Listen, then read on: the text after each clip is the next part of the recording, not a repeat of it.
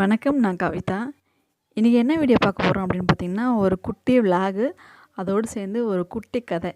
இந்த வீடியோ தான் நம்ம பார்க்க போறோம். இந்த வீடியோ வந்து முழுசா பாருங்க. வீடியோ பிடிச்சிருந்தா சப்ஸ்கிரைப் பண்ணுங்க. இப்போ இன்றைக்கி வந்து புதன்கிழமைலாம் வந்து மழை எங்கெல்லாம் எங்கள் வீட்டாண்டலாம். சென்னையில் தான் நாங்கள் இருக்கோம். இங்கே வந்து நல்ல மழை. அதனால் இன்றைக்கி வந்து ஸ்கூலில் லீவ் விட்டாச்சு. அதனால் ஸ்ரீராம் வந்து இன்றைக்கி வந்து சிக்கன் பிரியாணி கேட்டிருந்தான். அதனால் சரி பிரியாணி செய்யலாம் அப்படின்னு சொல்லிட்டு காலைல டிஃபன் செஞ்சு சாப்பிட்டாச்சு. கிச்சன்லாம் ஃபுல்லாக க்ளீன் பண்ணிட்டேன். சரி நம்ம பிரியாணி பண்ணலாம் அப்படின்ட்டு அவங்க கடைக்கு போயிருக்காங்க. அதுக்குள்ளே நம்ம வெங்காயம் தக்காளி கட் பண்ணி வச்சிடலாம் அப்படின்ட்டு நான் கட் பண்ணி வச்சுட்டுருக்கேன். அதோட ஒரு குட்டி கதையை நான் உங்களோட ஷேர் பண்ணிக்கலாம் அப்படின்னு இருக்கேன். எனக்கு பிடிச்சது. எல்லாருமே வந்து மகாபாரதம் எல்லாமே பார்த்துருப்பீங்க. எல்லாருக்குமே அந்த கதை ரொம்ப பிடிக்கும். எனக்கும் எத்தனை வாட்டி போட்டாலும் நான் அதை பார்த்துட்டே இருப்பேன். எனக்கு சகிக்கவே சகிக்காது அந்த கதை பார்க்குறதுக்கு. அந்தளவுக்கு எனக்கு பிடிக்கும். அதுக்குள்ளே அந்த கதைக்குள்ளே ஒரு சின்ன குட்டி கதை ஒன்று இருக்குது. அது எனக்கு ரொம்ப பிடிச்சது. இன்றைக்கி அதை உங்களோட ஷேர் பண்ணிக்கலான்ட்டு தான் இந்த வீடியோலாம் உங்களோட ஷேர் பண்ணிக்கிறேன். அதில் வந்து பார்த்திங்கன்னா, பஞ்சபாண்டவருக்கும் துரியோதனனுக்கும் சண்டை வரும் இல்லையா?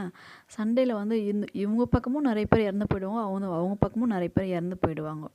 நிறைய பேர் இந்த போரில் இறந்து போயிடுவாங்க. அதோடு மட்டும் இல்லாமல் பஞ்சபாண்டவரோட பசங்க இருப்பாங்க. ஒரு 5 பேர் இருப்பாங்க. ஒவ்வொருத்தருக்கும் ஒவ்வொரு குழந்தைங்கன்ட்டு 5 குழந்தைங்க இருப்பாங்க. அந்த 5 குழந்தைங்களுமே அந்த போரில் வந்து இறந்து போயிடுவாங்க. இந்த இறந்து போடுற விஷயம் வந்து திரௌபதிக்கு தெரிஞ்சிடும். கொஞ்சம் முன்னாடி அவங்க இறக்கிறதுக்கு முன்னாடியே தெரிஞ்சிடும். அப்போ வந்து அவங்க அழுவாங்க. இவங்க இறந்து போயிடுறாங்களே அப்படின்னு சொல்லிட்டு அவங்க நினச்சி அவங்க கெஸ் பண்ணிவிடுவாங்க இறந்து போகிறாங்க அப்படின்ற விஷயத்த கெஸ் பண்ணிவிடுவாங்க. கெஸ் பண்ணி அழுவாங்க. அழுவதோடு மட்டும் இல்லாமல் போய் கண்ணங்கிட்ட போய் சொல்லுவாங்க, கோவிந்தா என்ன இது கோவிந்தா, குழந்தைங்கெல்லாம் இறந்து போயிடுவாங்க அப்படின்னு சொல்லிட்டு அழுகுறாங்க. இந்த விஷயம் உனக்கு ஏற்கனவே தெரியும் இல்லை, தெரிஞ்சிருந்து ஏன் இந்த போருக்கு நீ வந்து உத்தரவு கொடுத்த, இதை தடுத்து நிறுத்திருக்கலாமே அப்படின்னு சொல்லுவாங்க அவர்கிட்ட போயிட்டு. அவர் வந்து சொல்லுவார், இறந்தவரை வந்து இறக்க வேண்டிய விதி இருந்தால் இறந்து தான் ஆகணும். இறந்தவங்களை எண்ணி எண்ணி அழ வேண்டியது விதி இருந்தால் அவங்க அழுது தான் ஆகணும். இது வந்து யாராலையும் மாற்ற முடியாது அப்படின்னு சொல்லிட்டு அவர் சொல்லுவார். அதான் இறக்கிறது வந்து விதி தான். அது 5 குழந்தைங்க இருக்கிறாங்கல்ல, 5 குழந்தைங்களுக்கும் ஒவ்வொருத்தருக்கும் ஒவ்வொரு கதை இருக்கும். இந்த இந்த டைமில் இறந்து போயிடணும் அப்படின்னு சொல்லிட்டு அவங்களுக்கு ஒவ்வொருத்தருக்கும் ஒவ்வொரு விதி இருக்குது. அந்த வரத்தோடு தான் அவங்க வராங்க. அந்த விதி முடிஞ்ச உடனே அவங்க இறந்து போயிடுறாங்க. அது அவங்களுக்கு மட்டுமே அது கிடையாது. அது கடவுளுக்கும் அந்த மாதிரினா நமக்கும் அந்த மாதிரி தான். ஏதோ ஒரு காரணத்துக்காக தான் உலகத்தில் கடவுள் வந்து படைக்கிறாரு. ஏதோ ஒரு காரணம், நம்மளால் ஒரு காரணம் ஆகணும், ஒரு விஷயம் நடக்கணும் அப்படின்றதுக்காக தான் கடவுள் வந்து படைக்கிறாரு. அந்த விஷயம் முடிஞ்ச உடனே கடவுள் நம்மளை கூப்பிட்டுப்பார். இதுதான் உண்மை. இது வந்து நம்ம யார் மேலேயும் நம்ம பழி சொல்ல முடியாது. அவங்களால தான் இவங்களால தான் அப்படின்லாம் சொல்லவே முடியாது. அவங்கவுங்களோட கர்மா, அவங்களோட தலையெழுத்து, அதை அனுபவித்து தான் ஆகணும். அது மட்டும் கிடையாது. இப்போ 3 தலைமுறையோட பாவங்கள் நமக்கு வரும். 3 தலைமுறையோட புண்ணியங்களும் அதே மாதிரி நமக்கு வரும்.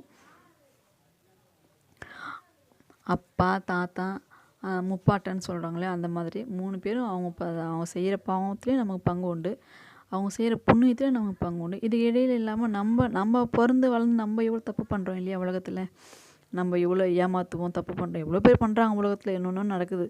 இப்போ அதோட கர்மாவையும் இவங்க அனுபவிச்சுட்டு தான் போகணும். அதுதான் விதி. அது வந்து யாராலையும் மாற்ற முடியாது. ஒருத்தவங்க பிறக்கும்போது அவங்களோட விதி வந்து எழுதப்பட்டுருது. இவங்க இப்படி தான் அப்படின்னு சொல்லிட்டு. அதே மாதிரி இந்த நேரத்தில் தான் அவங்க இறக்கணும் அப்படின்றதும் விதி தான். அது வந்து யாராலையுமே மாற்ற முடியாது. விதியை வந்து மதியால் வெல்ல முடியாதுன்னு சொல்லுவாங்க. எதையாலையுமே வெல்ல முடியாது. விதியை அனுபவிச்சு தான் ஆகணும். அந்த கதை வந்து அந்த திரௌபதி வந்து அவங்க கோவிந்தாவை சொல்லிட்டு அழுவாங்க. அது வந்து எனக்கு ரொம்ப பிடிக்கும் எனக்கு. அதனால தான் அந்த குட்டி கதை அவங்களோட ஷேர் பண்ணிக்கலாம் அப்படின்றதுக்காக நான் ஷேர் பண்ணிகிட்ருக்கேன்.